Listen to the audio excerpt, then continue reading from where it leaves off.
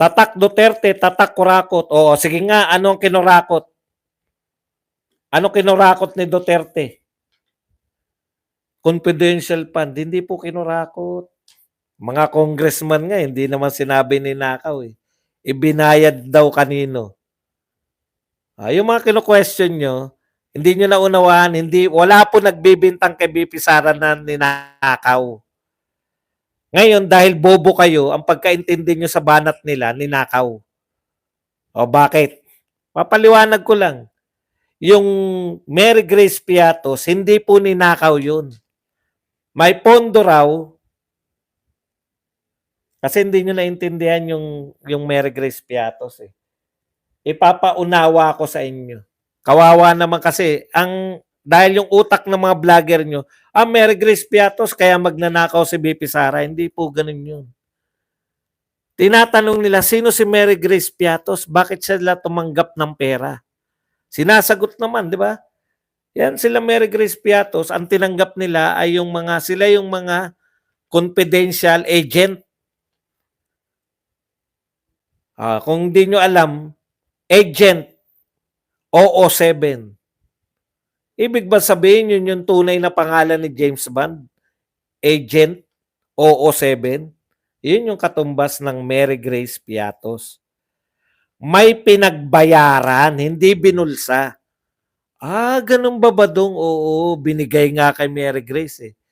Pero yun alias lang. Alam nila yan eh. Alias lang eh. Ay, sino hindi nakakaalam na alias? Yung mga binubobo nilang viewer nila. Ayan, katulad nito. Si Tokid Pogi. Bakit walang master list ng agent? Kita nyo nagtanong, no? Bakit daw walang master list ng agent? Bakit kaya? Iimbestigahan nyo raw ba yung 150 million? Yung bilyon-bilyon na binenta ng ginto, iimbestigahan ba yan? Daang bilyon yun, daang bilyon. Ay, bawal imbestigahan yun. Bakit? Pera yun, daang bilyon yun ah. Alam nyo ba kung saan napunta yun? Hindi rin. Bakit ayaw nyong malaman? Hindi naman napunta sa Duterte. Hindi naman po, wala naman pong kamay yung Duterte. Pinatanggap kasi sa inyo na dapat lang iniimbestigahan Duterte. Yun yung sinasabi nung rally sa Iglesia ni Cristo. Bakit Duterte lang? Di ba? Bakit Duterte lang? Assuming kayo, akala mo, kaisa nyo kami. Hindi namin kayo kaisa. Hindi namin kayo kaisa. Narinig namin doon, nagpapasalamat sa amin eh. Speaker ka ba? Pinuno ka ba ng iglesia? Assuming, hindi po kami nag-assume. Never kami nag-assume. Lagi kong sinasabi, INC led. Kung hindi mo naintindihan yung INC led, tatagalugin ko. Pinangunahan ng iglesia. 2 milyon na pinangunahan ng iglesia. Ngayon, kung ayaw mong tanggapin yan na pinangunahan ng iglesia, wala kami magagawa.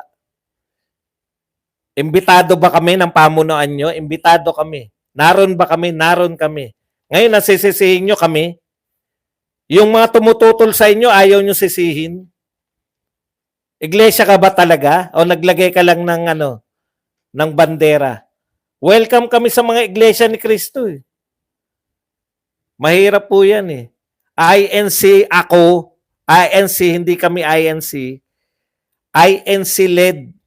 Hindi po kami nagsasabi na amin yan. Kung hindi mo kami kaisa, wala kaming problema sa iyo. No, kasi narinig namin yung mga pinuno nyo eh. Malamang pinuno nyo yung nagsasalita. Pinasalamatan yung mga hindi iglesia member na umatin sa rally nila. Ngayon, kung mas magaling ka pa sa pinuno nyo, ano magagawa natin? Ganun talaga. Kahit saang samahan, may mas marunong pa sa mga pinuno. yung mga pinuno nyo, pinasalamatan yung mga umatin na hindi iglesia eh. Tapos ikaw, hindi assuming kayo, akala nyo, kaisa nyo kami. Ang alam namin, yung mga pinuno nyo, nagpapasalamat at nakiisa kami. Ngayon, kung hindi kaisa ang tawag nyo sa amin, wala kami magagawa. Ganyan talaga.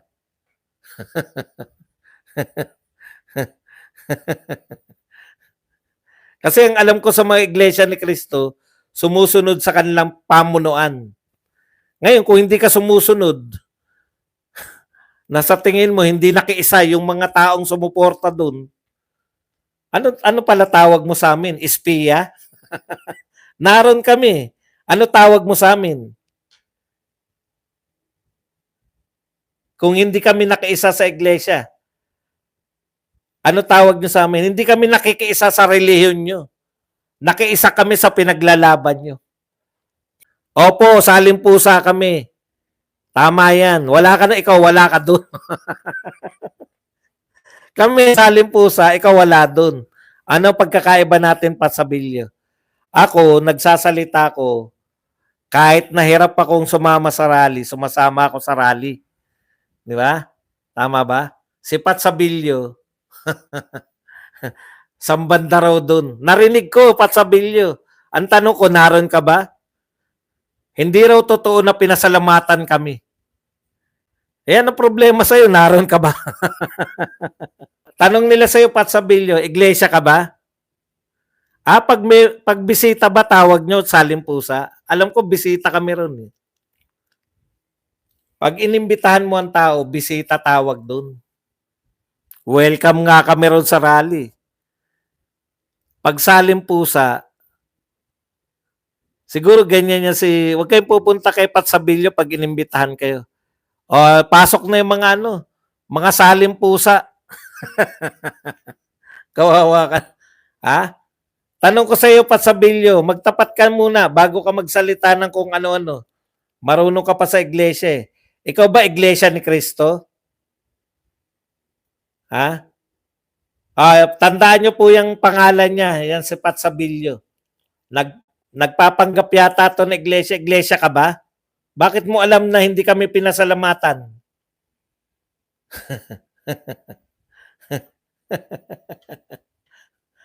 Ngayon, ang tanong ko pa sa iyo, Patsabilyo, bakit wala ka doon sa rally nyo? Hindi ka pala iglesia. Ikaw pala, okay na yung salimpusa, at least sinali ko, ikaw. Bakit wala ka sa rally nyo?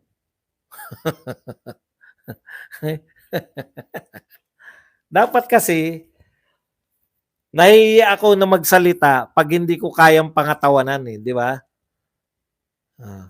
Pag may pinaglalaban kayo, yan yung problema natin lahat. Marami po sa atin ganun eh. Nakikilaban ng tokis. Pero pagdating po sa pagkilos na, hindi ka naman pala iglesia oh. Hindi ka pala iglesia. DINC baka ADD. Ang babait magsalita ng totoong iglesia. Hindi raw, kayo bang mga iglesia, sasabihan nyo yung mga umattend na hindi ka isa? Hindi namin kayo kaisa. Tanungin ko nga kayo mga iglesia ni Cristo. Ito kasi nagsabi. Ayan no. Ayan, ito iglesia to. Sabi ni probinsya ng Morena. Sir, ang sabi po, maraming salamat sa mga bisita nagpunta. Mag-ingat po kayo. Hindi na ako yan ha, Patsabilyo ha. Pinasalamatan kami. Hindi po alam na, di ba? Alam niyo po ba ng mga pangkaraniwang iglesia ni Cristo na imbitado po ang mga hindi iglesia ni Cristo? Para lang po sa kaalaman ng mga hindi iglesia ni Cristo na mas marunong pa sa inyo. Kayo po ba mga iglesia ni Cristo, nag-imbita po ba kayo ng mga taong hindi iglesia ni Cristo? Mas marunong pa kayo eh. Ngayon, napahiya ka. Narinig nila, pinasalamatan kami. Open sa lahat. Basta ang gusto lang nila, huwag kayong sumigaw doon ng ibang mga, kunwari, ibagsak o kaya resign. Huwag kayong mananawagan ng ganun kasi rally nila yun. INC po ako, sabi ni Probinsyanang Morena. Nasa Isabela Complex po kami, 3 po, purok grupo ko. Oh, yan, alam po nila, Maiglesia ni Cristo. Welcome po sa lahat, may mga bawal lang sabihin. At alam po namin yun. Wala pong sumigaw dun. Alam nyo sa dami nun, kung ikaw tanga ka lang pagsisigaw ka ng mga ng mga pinagbabawal ng INC. Ayaw nilang sumigaw ka ng Marcos resign, Sara resign. Ayaw nila ng ibagsak. Huwag kasi kayo mas marunong pa sa mga iglesia. Hindi po saling pusa ang tawag pag imbitado. Kasi po, eto real talk Katoliko ako eh. Kung ang gusto ko lang magsaling pusa, kung gusto ko lang makakita ng marami, mas marami po tao taon-taon sa translasyon. Anong gagawin ko ron sa translasyon? Mamaya maipit pa ako ron. Ayun, yun, ano pa po ng Katoliko talaga yun. 'Di ba? Katoliko yung translasyon eh. Political animal ako. Gusto ko mga political rally. Ayoko ng mga rally ng panrelihiyon. Yung translasyon, tsaka yung mga Viva Santo Niño, Pit Senior, hindi tayo mag-enjoy yan. Gusto ko may mga nag-uumapaw sa galit ng mga nagsasalita. Basta kaya kapayapaan po ang hangarin from District of Rizal, lokal na Angono. Alam niyo po, nakakatuwa, ang mga Pilipino naman ganun eh. Sa totoo po, ang mga Pilipino ganun. Ang kailangan po ng mga Pilipino, pag nakita po ng mga Pilipino na maayos, may kaayusan po, tignan niyo po sa mga lugar na pag nag-abroad po yung mga Pilipino at may kaayusan po, sumusunod, di ba? Pag nakita rin na walang kaayusan, marumi ang paligid, siyempre magtatapon lang din yan kahit saan. Pero doon, mahiya ka po magtapon ng basura. Kaya yung basura ko, bit-bit ko eh. Mahiya ka talaga dahil wala ka nakikita nagtatapon eh. Sanay po tayo mga rally na kung saan na lang, di ba? Mga pagtitipon na kung saan na lang tinatapon. Doon, wala eh. Ikaw mahiya magtapon ng basura. Promise. Ang problema lang talaga doon sa sobrang dami ng tao, CR. Grabe po may rally nga ngayon, binabangaw. Mahirap kausap to si Pats. Parang may amas. Follow Kaya nga po, kung madumi ang gobyerno, ganun din ang mga tao. Correct. Padong, hindi kailangan paramihan sa rally, kongreso at senadong husga sa mga amo mo, Mang Badong. Kinakailangan din po, alam nyo po, alam na natin na kalaban namin yung pamunuan ng kongreso at senado. Kaya po kinakailangan lumabas ng mga tao para ipaunawa sa kanila na hindi yan yung gusto namin. Yan po yung human rights ng mga tao na magpahayag, no? Meron pong karapatan ng mga tao na magpahayag ng damdamin nila. Na sabihin na wag nyo naman masyadong politikahin, halatang-halata naman na pinupolitika nyo lang yung mga Duterte. Ang dami pong problema ng bayan, unahin natin. Di ba? Unahin natin yung problema ng bayan. Ngayon, yung po sa EDSA Shrine, definitely mas organized to kasi Iglesia ni Cristo tapos atin ka, hindi ka iglesia, susunod ka eh. Organisado sila eh. Yung sa EDSA Shrine, lalo na ng mga unang araw, pag may dumating na pagkain, kinukuyog eh. Natutuwa rin ako tapos nagkaroon na ng kaayusan, mga ilang araw, pangalawang araw, pangatlong araw, may pila na pag may dumarating na pagkain, nagkaroon na sila ng food committee. O di, nag-a-adjust po ang mga lahat. What if pinag-away-away tayong lahat ng mga pinklawan? Naniniwala po ba kayo? Wala na pong power yung pinklawan. Di na nga sila nakakapagpatakbo ng senador. Nasa ng ICC? Mabuti pa ang INC, boss. Yun na nga eh. ICC kayo ng ICC. Ah? Yari ang ICC pag upo ni Trump, parorosahan po ng Amerika ang ICC. Legal ba ang impeachment? Opo, legal po ang impeachment. Kaya lang po, eto yun, no? Legal ang impeachment kung ginawa mo, legal po kung usapin ng legal. Di ba? Ang usapin po, hindi lang naman po ng, pagdating po sa rights, meron tayong tinatawag na moral and legal rights. Legal ba yan? Legal. Legally right. Right yung right. Yung correct, yung tama. Pero pwede siyang legally right, morally wrong. Kasi ang batayan mo ng pag-impeach sa tao dahil pinag-initan mo, hinanapan mo ng butas.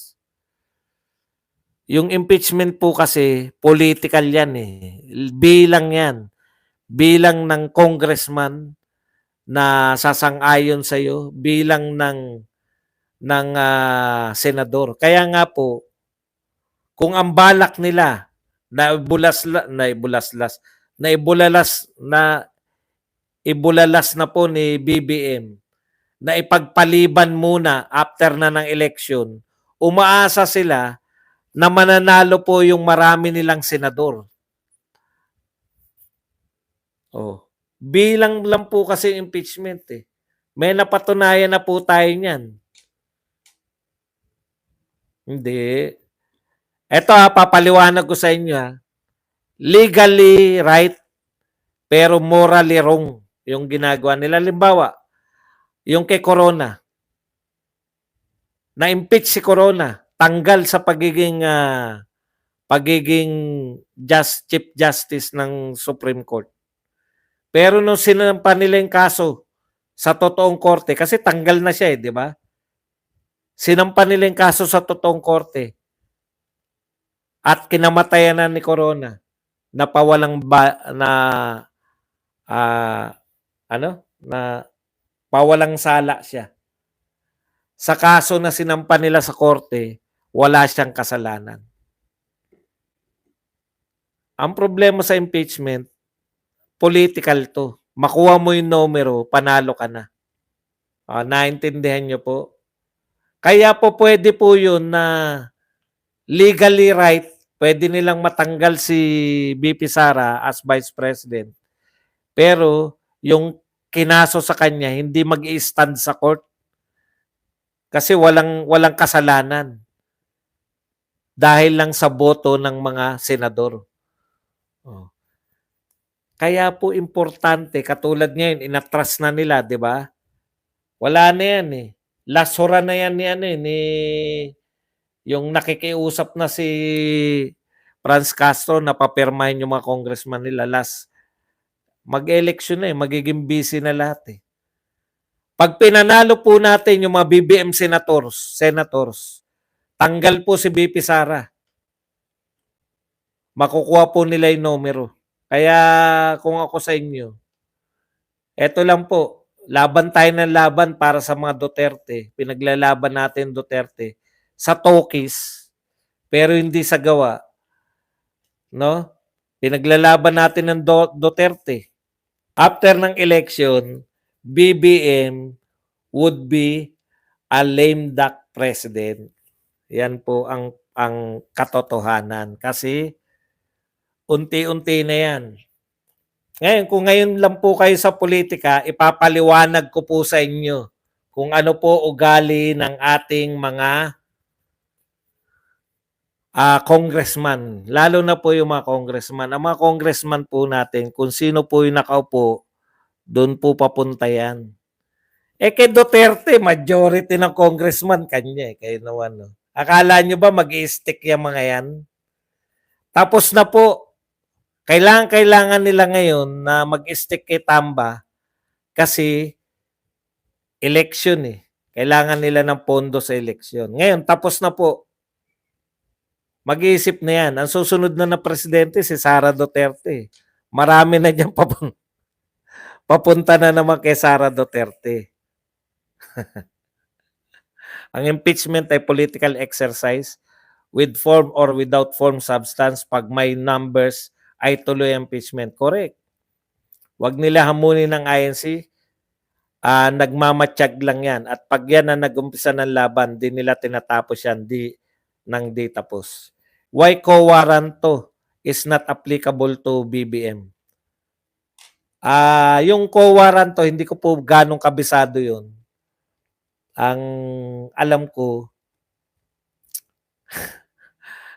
mahirap pong, hindi ko po naaral yung co-warranto. Nakalimutan ko na, pero parang ang co-warranto, dapat hindi ka na posisyon. Bakit hindi siya applicable? Botante si binoto si BBM. Yung co-warranto, merong mali sa pagkaka-appoint sa iyo. No, parang ang katumbas niyan para mas maunawaan natin yung ano yung legal na paghiwalay pero hindi divorce. Annulment. Yan annulment. Merong problema bago kayo ikasal. Kaya dapat hindi kayo kasal. Halimbawa, tinutukan ka lang. Siyempre, nagpakasal ka dahil tinutukan ka ng tatay. Pero nung sinampa mo sa kaso, tinutukan lang naman po ako. Actually, pagkatapos ng kasal namin, tumakas na ako. Patutunayan mo yun na yung sa ganun yung ano eh, 'di ba? Yung anong tawag diyan? Ano na nga yung paghiwalay? Annulment. I-annul yung kasal ninyo. Kasi dapat hindi naganap yon in the first place. Walang visa. Ganun yung co-warranto. Parang may mali ron sa proseso ng pagkakatalaga sa kanya bilang Supreme Court Justice. Okay? Pero sa mga binoto, hindi po pwedeng co-warranto. Kasi binoto yan. Ano yung co-warranto mo? Dineclare yan na panalo. Barbaras addict din kasi ang BBM nyo kaya pinapabayaan lang kayo. Respect sa INC sa pag-support nila nakaraan sa rally para kay BP at kay Buloy. Baliktad po. INC po ang sinuportahan ng mga Duterte at kay Buloy. Mga KOJC. Sumuporta lang po sa INC. Hindi po yung INC ang sumuporta. Kulang ang qualifications ni Sereno kaya na-co-warranto siya. Inappoint lang siya ni Pinoy. 'Di ba? Dapat pag mali yung merong mali doon sa ano. Kaya tinatama lang nila. Hindi hindi pinadaan sa impeachment. Boss Baz, pwede ba magsabay ang impeachment sa presidente at vice president? Ayan ang hindi ko pa po nararanasan. Parang kung hindi naman po pinipigilan ng batas, pwede naman yun. Kaya lang kawawa naman ang Pilipinas. Bakit ang INC ang tinitira ni Juan Ponce Enrile sinang-ayunan lang naman ng INC ang announcement ni BBM na ayaw niya sa impeachment. Pinagtatanggol kasi ni Enrile. Ayaw kasi ni Enrile na na maging ayaw kasi niya i-recognize yung power of the people. Ganun lang 'yon, no? Nakakatakot kasi yung nakita niya. Na-realize niya mas malaki. Mas malaki yung kayang pakilusin ng INC kaysa sa mga naunang people power. Alam niyo, kung i-convert ng INC yung kanyang rally na yun sa ibabagsak na pagpapabagsak ng gobyerno, yun yung ayaw niya. Na maisip ng mga tao na pwede pala yan, no? Pwede pala maging political force yan. Kaya kita niyo yung atake niya kagad. Yung INC ba kayang magbago ng batas? Hindi. Pero yung INC, kaya niya mag-people power. Ang tanong, inaalaw ba natin yung people power? Nakailang people power na tayo eh. Sa kasaysayan po ng Pilipinas, may power po yung mga tao na eto po hindi po ako nananawagan ha, ipinagpapauna ko po to.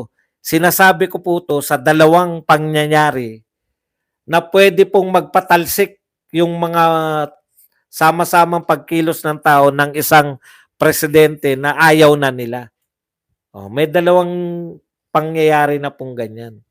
Yan yung kaya kinontra kagad sa batas ni Enrile. Sinabi niya, bakit yung kahit bagano kalaki yan, pwede bang baguhin niya yung nilalaman ng saligang batas? Hindi po.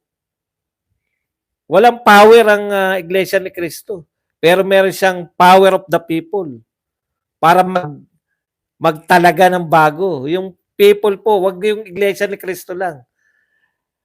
In theory, yung mga taong nagsama-sama, marami, kaya niyang palayasin yung tao sa gobyerno.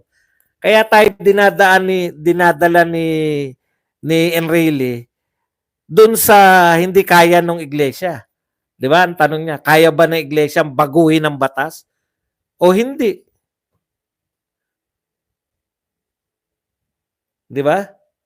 Hindi niya kayang baguhin ng batas, yung dami na 'yon. Eh wala namang purpose yung iglesia na baguhin ang batas eh. Pero kaya niya sa dami na 'yon, kaya niyang mag-impluwensya. Mang-impluwensya ng mga pinuno. Na pag sinabi niya, magtrabaho naman kayo. Huwag kayo puro politika, puro impeachment. Ang gusto namin, lutasin niyo yung mga problema ng Pilipinas. Yan po yun. Siyempre, matalino yung tao eh. Di ba? Dinadala niya tayo ron. Hindi po. Hindi po saliin ang kaso ni Sereno. Saliin po yung kay Corona yun. Dinadala tayo ni Enrile sa legality. Pwede yung kung isa ka lang na nananawagan. Pero kung 2 milyon ka, hindi ka na pwedeng i-ignore. Power of the people yun eh. Huwag natin tawagin people power, baka. Di ba? Yung nagpapakita kayo na ayaw namin yan. Nasa gobyerno na yun. Kung itutuloy nyo pa ba? Nagdeklara na nga kami na ayaw namin. Yun eh. Ang House, kung tatalakayin ng impeachment o hindi, ang pakiusap ng IC, wag na mag-impeachment kasi sayang ang oras. Correct. Gamitin niyo yung oras sa pagtugon ng problema. Kumbaga, makinig kayo, kami yung tao, nare-represent namin, hindi lang yung pananaw ng mga iglesia ni Cristo. Ito yung narinig naming hinaing ng tao. Sinabi ng nila, tagapagsalita eh. Ilan yung sinundan nilang rally? 2 milyon. Tapos magrarally ka ng kakarempot. Bangaw talaga ang dati. Walang maisog na rally na ganyan kakonti. Lahat na maisog rally, malaki. Nalilito ka na naman. Yung EDSA Shrine Rally, hindi po maisog rally yun. Ayan, gusto ko mga nagtatanong. Sir Badong, tanong ko lang, matagal na ba yung alitan ninyo ni Pat sa bill? Kung sagutan niya kasi kayo parang sa adik lang. Hindi, alaga ko yan. Kasi, alam mo, Ruru, gumaganda ang talakayan ko pag may mga kakontra eh. Pag lahat kayo naka-oo lang, di ba ano sasagutin ko? Alam mo mga matatalinong tao, gusto nilang kinokontra sila para makasagot sila ng, alam niyo yun? Yung mga mahinang uri na nila lang, gusto nila yung ayon lang ng ayon sa kanila. Pero yung mga sa diskusyon na ganito, mas gusto namin yung kinokontra kami. Yun yung papel sa akin ni Habilio. Kinokontra niya ako, gumaganda ngayon yung talakayan. 'Di ba? Kasi nasasagot ko yung mga kontra eh.